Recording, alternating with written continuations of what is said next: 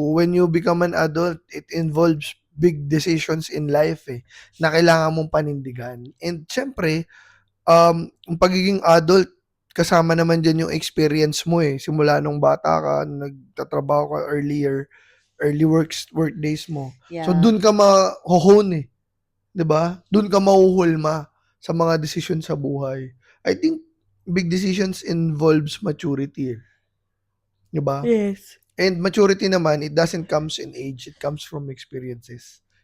Ba, inantok ka na. Kasi launa na eh. Ano pa? Ano masasabi Dahil mo? nasisipan na ako. Mm. Big decisions in life usually comes talaga when you are an adult. Mm. So, yung big decision, it's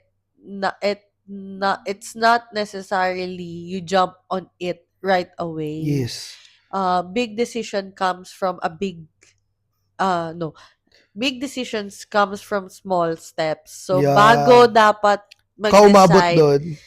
bago ka mag-decide, final decision, bago ka umabot sa final decision, you research, you You think, think about it hin- several times. hindi lang isang beses, hindi lang dalawang beses. Mm. Make sure you have a fallback. Ano mangyayari?